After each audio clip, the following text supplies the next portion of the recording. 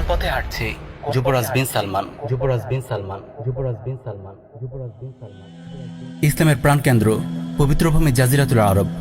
বিশ্বের সব জায়গায় ইসলামের আলো ছড়িয়েছে এই ভূমি থেকে।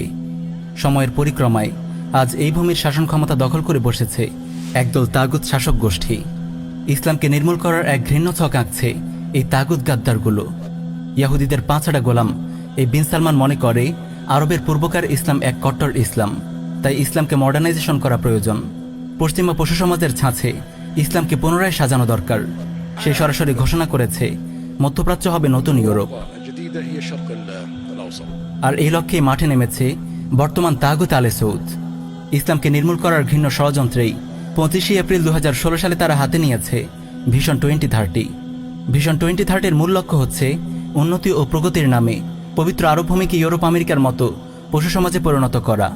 আর 2016 সালের পর থেকে আরব ভূমিতে কথিত নারী স্বাধীনতার নামে সর্বত্র নারীদের অবাধ মেলামেশার সুযোগ করে দেওয়া, নারীদের ড্রাইভিং লাইসেন্স দেওয়া, সিনেমা হল তৈরি, হজ মৌসুমে ভাড়াটে বেশ্যা গায়িকা ও নর্তকীদের এনে কনসার্টের আয়োজন করা, নারীদের পোশাক ইসলামী হতে হবে এমন বাধ্যবাধকতা তুলে নেওয়া, রাতের বেলায় কোনো অভিভাবক ছাড়াই নারীদের হোটেলে থাকার সুযোগ করে দেওয়া, স্টেডিয়ামে বসে নারী পুরুষ একসাথে খেলা দেখতে পারা সহ বিভিন্ন পদক্ষেপ আমাদেরকে এমনটাই বার্তা দেয় অচিরেই পবিত্র আরব ভূমি ইউরোপ আমেরিকার মতো পশু সমাজে রূপ নিতে যাচ্ছে। এই তো কিছুদিন হলো ভিশন 2030-র ধারাবাহিকতায় মুসলিম মহর প্রাণকেন্দ্র কারবার অভ্যন্তরীয় কথিত নিরাপত্তার নামে নারী পুলিশ সদস্য মোতায়েন করা হয়েছে। পবিত্র কারবার অভ্যন্তরে হারামাইন শরীফে প্যান্ট শার্ট পরিহিত এমন নারীদের নিয়োগ মুসলিম বিশ্বকে হতবাক করেছে। ভিশন 2030-র অন্যতম লক্ষ্য হচ্ছে শিক্ষা সিলেবাসে বিদেশি সংস্কৃতি যুক্ত করা। তাই ইসলামের প্রাণকেন্দ্র পবিত্র আরব ভূখণ্ডের পাঠ্যসূচিতে এবার যুক্ত করা হচ্ছে ভারতীয় হিন্দুদের সংস্কৃতি। পাঠদান করা হবে রামায়ণ মহাভারতের মতো শিরকি গাল গল্প।